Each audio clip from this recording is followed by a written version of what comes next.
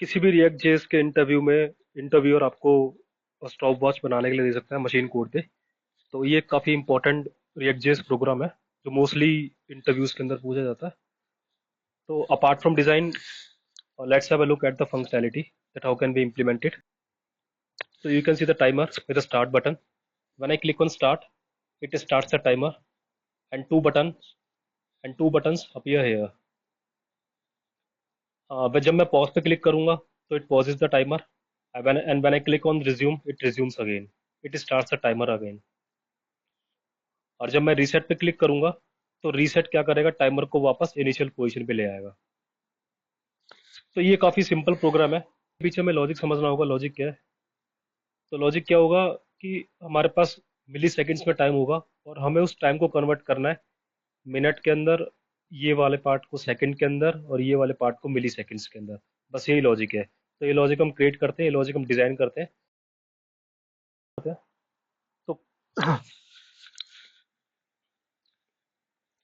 तो code start करते हैं। तो ये कंपोनेंट है app.js जो कि मेन कंपोनेंट है। तो इस कंपोनेंट के अंदर हम लॉजिक लिखेंगे कि एक्चुअल में लॉजिक है क्या। तो उसके लिए मैंने क्या किया, एक स्टेट बनाई सेट टाइम, और एक इंटरवल मेथड बनाते इंटरवल बनाएंगे। तो यहाँ पे हम सिंपली क्या करेंगे, सेट इंटरवल एक मेथड बनाएंगे। तो यहाँ पे हम सिंपली क्या करेंगे, वेब एपीआई यूज करेंगे सेट इंटरवल। उस सेट इंटरवल के अंदर हम क्या करेंगे, सेट टाइम के अंदर वैल्यू को इंक्रीज।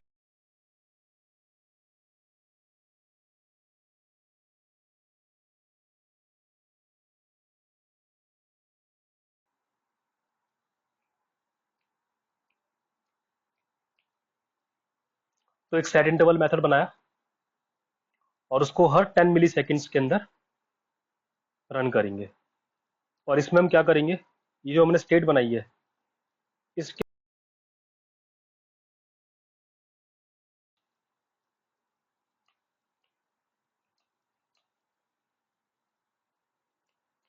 और इसको क्लीन भी करना पड़ेगा।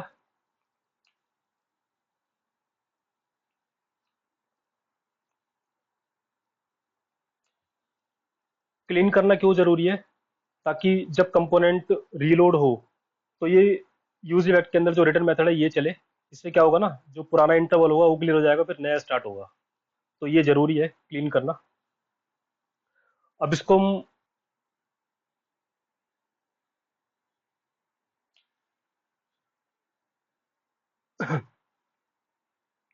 तो यहाँ पे देख सकते हैं। तो ये टाइम जो प्रिंट हो रहा है, तो इंटरवल्स यहाँ पे प्रिंट होने स्टार्ट हो गए। अब लॉजिक क्या है कि ये जो इंटरवल्स है ना, इनको ही हमें कन्वर्ट करना है मिनट्स के अंदर, सेकंड्स के अंदर और मिली सेकंड्स के अंदर, है ना। तो वो कैसे कन्वर्ट करते हैं उसका लॉजिक लिखते हैं। तो सबसे पहले हम इसको कन्वर्ट करते हैं सेकंड्स के अंदर। ठीक है। तो अब लॉजिक क्या है, तो ये इस टाइम के अंदर मिली सेकंड्स है। अब मिली सेकंड्स को मुझे सेकंड्स में कन्वर्ट करना है। तो सेकंड्स, मिली सेकंड्स को सेकंड्स में कन्वर्ट करने के लिए सबसे पहले इसके जो आसपास की जो, ये मैथ डॉट फ्लोर हमेशा क्या होता है, इंटीजर रिटर्न करता है। तो डॉट के आसपास की वैल्यू नहीं आएगी, इसके आसपास की। तो इसके लिए हम क्या करते हैं, मैथ डॉट फ्लोर यूज कर लेते हैं। उससे क्या होगा, इंटीजर वैल्यू प्रिंट करेगा। इसको सेव करते हैं, इसको दोबारा रन करते हैं हमारी।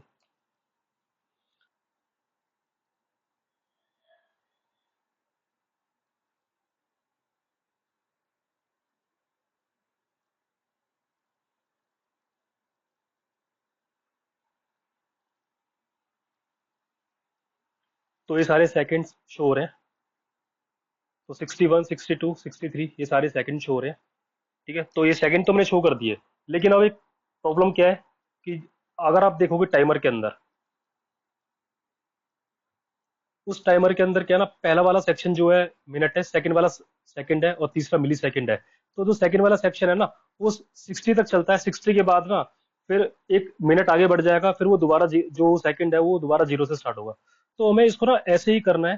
तो ये जो सेकंड सेक्शन है ना, हमें इसको 60 तक चलाना है। उसके बाद हमें फिर उसके बाद हमें इसको फिर से जीरो से स्टार्ट करना है। तो वो हम कैसे करेंगे, तो ये जो सेकंड्स हमारे पास आए हैं, तो ये 60 तक चले और 60 के बाद दोबारा जीरो से स्टार्ट हो, तो उसके लिए हम ना मॉड्यूलस फंक्शन का यूज करेंगे। मॉड्यूलस मॉड्यूलस क्या होता है, जैसे ये मॉड्यूलस है, ये इसका ऑपरेटर है। और अगर मैं इसको 60 से मॉड्यूल करूं, तो इसका मतलब क्या होगा, ये ये वाली वैल्यू जो है ये 60 से डिवाइड होगी, और जो रिमाइंडर आएगा ना वो शो होगा। तो अगर मैं इसको 60 से डिवाइड करता हूँ तो मॉड्यूलस फंक्शन क्या करेगा, इसका जो रिमाइंडर है वो शो करेगा। देखो ये क्या है, अब ये सिर्फ रिमाइंडर शो कर रहा है ना।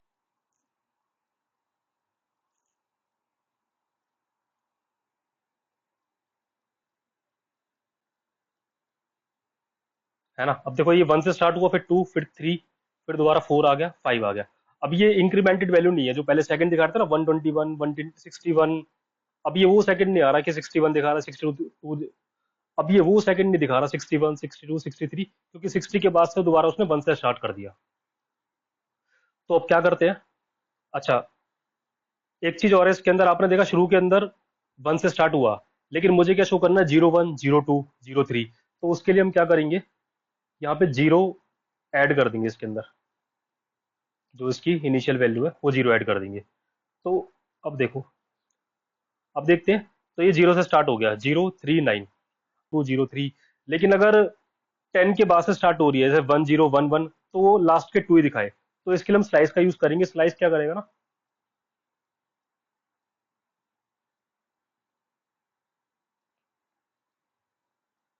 डॉट स्लाइस, और -2। -2 का मतलब क्या हो गया, कि लास्ट की 2 वैल्यूज ही ये स्ट्रिंग में से रिटर्न होके आएंगी। ये वाली जो भी स्ट्रिंग होगी ना, इसमें स्लाइस लगाया और -2, इसका मतलब क्या हुआ, इस वाली स्ट्रिंग में से जो लास्ट की 2 डिजिट्स है वही प्रिंट होके आएंगी। अब देखते हैं इसको दोबारा से रन करके। इसको मैं दोबारा रन करता हूँ। देखो 00, 01, 02, 03। तो ये सेकंड रन होने।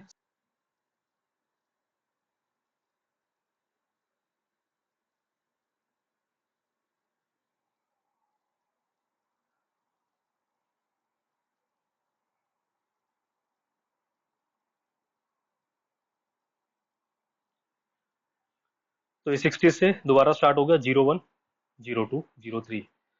तो अब लॉजिक क्रिएट करते हैं कि अब मुझे यहाँ पे मिनट शो करने हैं सेकंड से पहले। तो मिनट का भी सिंपल कंसेप्ट है, तो मिनट के लिए बनाते हैं लॉजिक। तो इसको मैं कॉपी कर देता हूँ सिंपल, यहाँ पे लगा दी मैंने कॉलन, प्रिंट करता हूँ। तो अभी सेकंड सेकंड शो हो रहे हैं। तो पहले वाले पार्ट को मुझे कन्वर्ट करना मिनट्स के अंदर। तो मिनट्स का भी सिंपल लॉजिक है। तो ये जो मेरे पास टाइम है, टाइम को जब मैंने 1000 से डिवाइड किया तो सेकंड्स आ गए। तो ये वाला जो पोर्शन है वो सेकंड है। इसको चलो सेकंड को दोबारा प्रिंट करते हैं।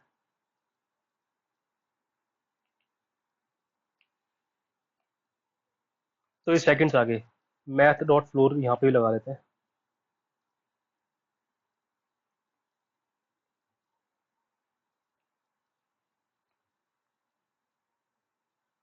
ये सेकंड्स, ये सेकंड्स। अगर सेकंड्स को मैं 60 से फिर डिवाइड कर दूं तो मिनट्स आ जाएंगे, है ना। तो 1000 की जगह मैं 60,000 कर देता हूँ।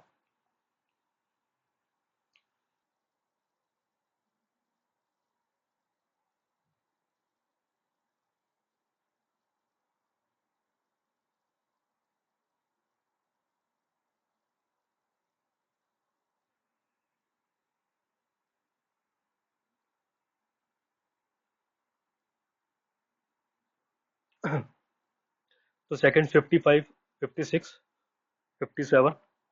अब सेकंड्स के बाद क्या होगा, ये मिनट स्टार्ट हो गया। अब सिमिलरली मिनट्स भी क्या होता है, अगर मान लो ये मिनट्स भी 59 से एक्सीड कर गए, तो उसको भी मुझे दोबारा 1 से स्टार्ट करना पड़ेगा, क्योंकि 59 मिनट एक्सटेंड हुए। 59 के बाद अगर 60 मिनट हुआ तो वो क्या हो जाएगा, वो आर में आ जाएगा। तो सिमिलरली इस वाले केस के अंदर भी मुझे मॉड्यूलस फंक्शन यूज करना पड़ेगा, और 60 से डिवाइड करना पड़ेगा। तो जो रिमाइंडर आएगा वो यहाँ पे शो होगा। और ऐसे ही अगर एक ही स्ट्रिंग है, तो यहाँ पे मुझे इनिशियल जो है जीरो प्रिंट करना पड़ेगा। तो सेम केस होएगा, तो यहाँ पे मैं जीरो प्रिंट करता हूँ। और वही स्लाइस मेथड का यूज कर लेते हैं, डॉट स्लाइस -2। ठीक है, तो ये अगर सिंगल डिजिट है तो जीरो दिखना स्टार्ट हो जाएगा। अगर 10 हुआ, 11 हुआ, तो वो वही दिखाएगा जो है। तो ये टाइमर बन गया। जहाँ पे मिनट हो गया, सेकंड हो गया, अब मुझे शो करने मिली सेकेंड्स। तो मिली सेकेंड्स बहुत ईजी है। तो मिली सेकेंड्स शो करने के लिए अभी क्या करता हूँ, उसको कमेंट कर देता हूँ और मैं दिखाता हूँ कि टाइम एक्चुअल में क्या शो हो रहा है। देखो ये टाइम शो हो रहा है। तो मुझे करना क्या है ना, मुझे इतना पोर्शन शो करना है, लास्ट को छोड़ के, लास्ट के पहले, लास्ट के दो पहले वाली डिजिट, ये वाली, देख रहे हो ये वाली जो एकदम तेज हो रही है, उससे पहले वाली, है ना, ये वाले पोर्शन मुझे शो करना है। तो कैसे करेंगे, देखो मैं सबसे पहले क्या करता हूँ, उसको 10 से डिवाइड करता हूँ।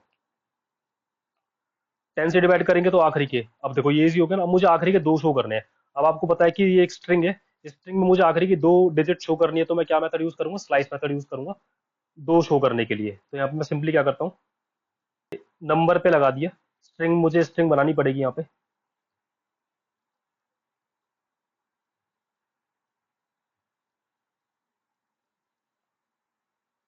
ठीक है, इसको मैं स्ट्रिंग बनाता हूँ पहले।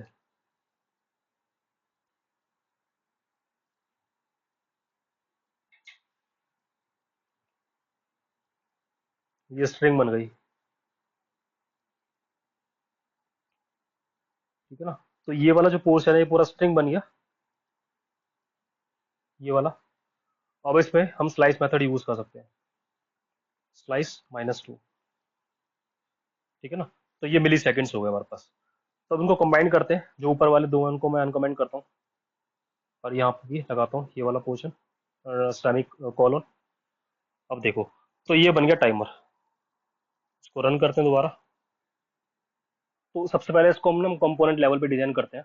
तो मैं क्या करता हूँ, मैं एक कंपोनेंट, एक फोल्डर बनाता हूँ यहाँ पे।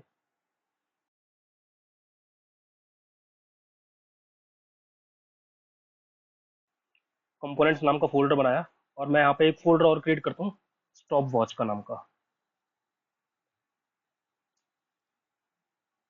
अब इस फोल्डर के अंदर एक फाइल बनाता हूँ, स्टॉप वॉच .jsx। एक और फाइल क्रिएट करता हूँ CSS, जो सारी CSS कंटेन करेगी यहाँ पे।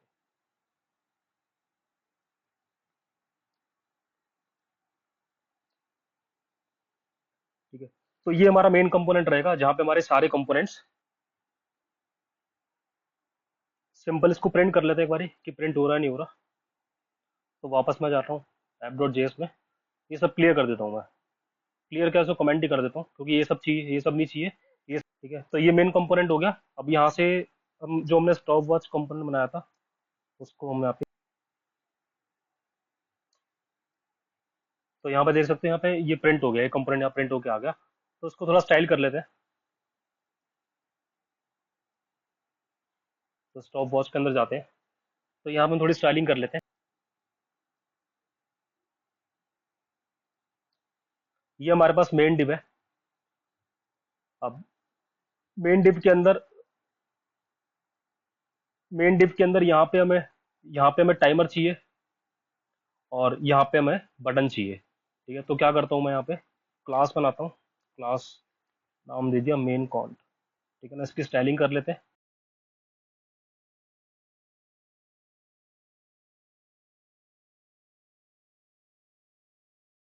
ये इसकी स्टाइलिंग हो गई।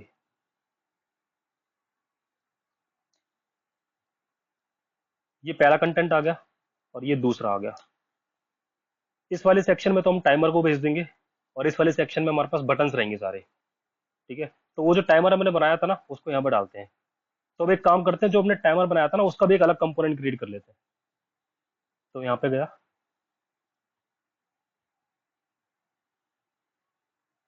टाइमर नाम का एक फोल्डर बनाया, टाइमर डॉट।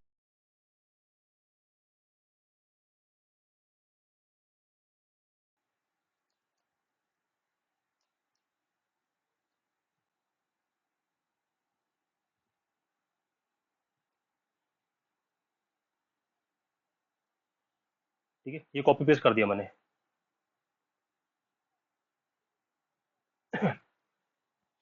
ये लॉजिक बिल्कुल सेम है जो हमने अभी देखा था ना, तो बिल्कुल सेम लॉजिक है, बस यहाँ पे थोड़ा स्टाइलिंग दे दी इसको मैंने। तो अब इसको हम एज इट इज यूज कर लेते हैं। यहाँ पे मैं टाइमर को डाल देता हूँ।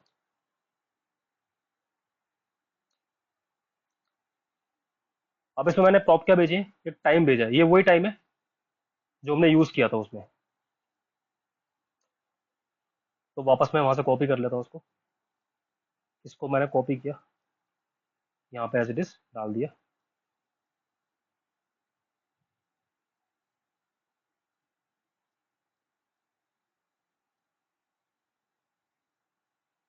फॉर्मेट कर लिया इसको। इस टाइम को मैं एज ए प्रॉप भेज देता हूँ वहाँ पे।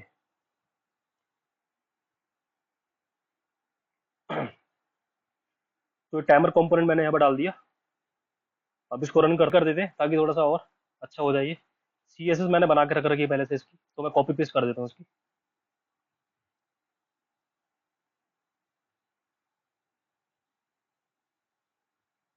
यहाँ मैंने सी एस एस डाल दी इसकी। इसको मैं सेव करता हूँ, अब मैं इसको रन करता हूँ।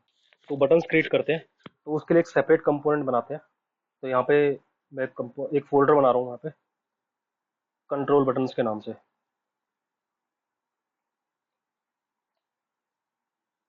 फाइल बनाई,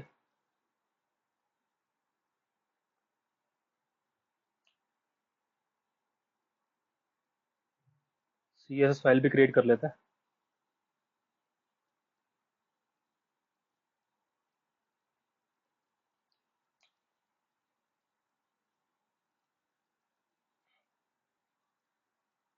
तो मैंने पहले से ही बटन्स बना के रख रखे 3। तो सिंपली मैंने कंपोनेंट पहले से बना के रख रखा है, मैं कॉपी पेस्ट कर देता हूँ उसको। तो ये मैंने पूरा कंपोनेंट कॉपी पेस्ट कर दिया। सी एस एस फाइल भी मेरे पास पड़ी हुई है, तो वो भी मैं कॉपी पेस्ट कर देता हूँ।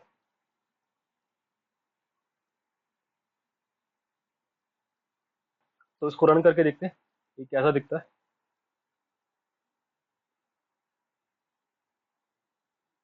तो ये ऐसा दिख रहा है कुछ ये। और इसमें तीनों बटन आ गए, रीसेट, पॉज और स्टार्ट। ठीक है ना। तो अब हमें करना क्या है कि रीसेट और पॉज बटन जब भी दिखेंगे जब मैं स्टार्ट पे क्लिक करूं, है ना। और तो हमारे पास कंट्रोल बटन है जिसके अंदर 3 बटन है, रीसेट, पॉज और स्टार्ट। तो इन तीनों को कॉल बैक देते, on reset, on pause, on start. यहाँ पे मैंने पहले से रिसीव कर रखे हैं, on pause, on reset, on start. इसके ऑन क्लिक पे ऑन रीसेट, इसके ऑन क्लिक पे ऑन पॉज और इस वाले के ऑन क्लिक पे ऑन स्टार्ट, है ना। और यहाँ पे ऑलरेडी कॉल बैक्स बने हुए हैं, यहाँ पर डाल देते हैं सारे call backs. On reset, on pause, on start. अब हमें करना क्या है, इनिशियली क्या होंगे, रीसेट और पॉज हाइड रहेंगे, स्टार्ट शो होगा। तो एक एक्टिव नाम की स्टेट बनाते हैं, const active, set active, use state. Initially वो फॉल्स रहेगी। और इस एक्टिव को भेज देते हैं कंट्रोल बटन्स को।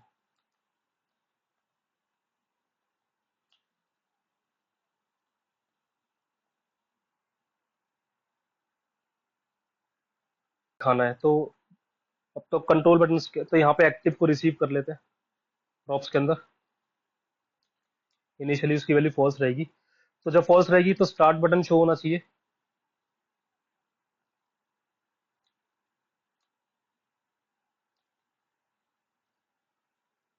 और अगर ट्रू रहेगा तो ये दोनों बटन शो होने चाहिए। सेव करते हैं, तो ये देखो स्टार्ट हो गया। अच्छा ये चले जा रहा है, एक काम करते हैं ना, इसको फिलहाल के लिए हाइड कर देते हैं। हाइड क्या करते हैं, तो जब ये एक्टिव ट्रू रहेगा तो जब भी इसको हम रन करेंगे तो इसको इफ कंडीशन में डाल देते हैं, इफेक्टिव। और यहाँ पे डिपेंडेंसी डाल देते हैं एक्टिव। इसको रन करते हैं। अब देखो, तो जब मैं स्टार्ट पे क्लिक करूंगा, स्टार्ट के क्लिक करने पे सेट एक्टिव ट्रू कर देते हैं। ट्रू कर दिया ये। इसको रन करते हैं।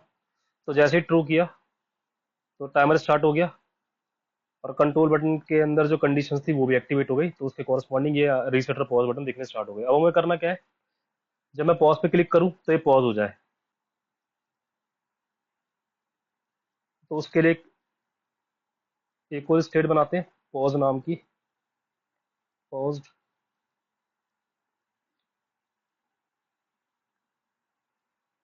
Set pause. तो ऑन पॉज पे सेट पॉज को कर देते ट्रू,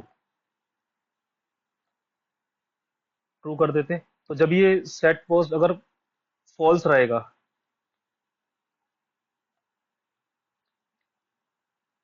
तो ही रन होना चाहिए। जैसे ये ट्रू हुआ तो मुझे इसको इंटरवल को रोकना है। तो उसकी एल्स कंडीशन पे मैं यहाँ बढ़ा दूँ क्लियर इंटरवल। ठीक है ना। इस पॉज को भी हम यहाँ पे प्रॉप में भेज देते।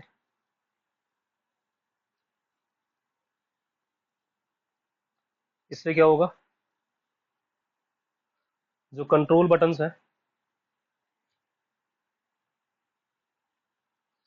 यहाँ पे पॉज को रिसीव कर लेते। इनिशियली फॉल्स रहेगा।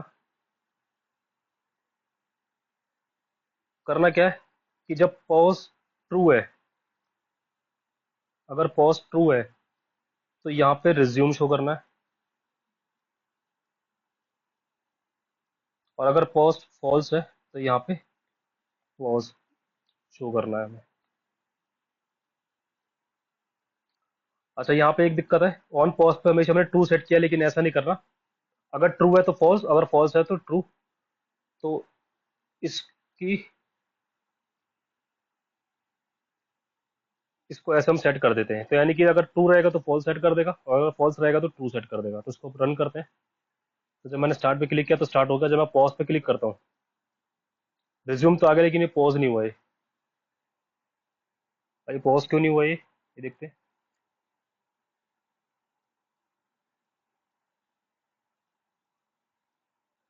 यहाँ पे डिपेंडेंसी डालनी पड़ेगी।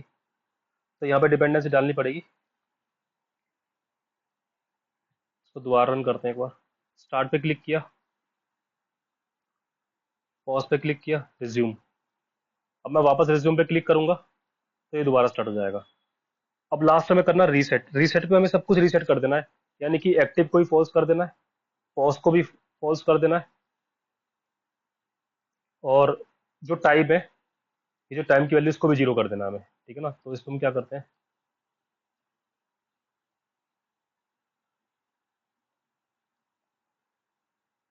Set active false, set time zero, और सेट पोस्ट फॉल्स। रन करते हैं इसको वापस।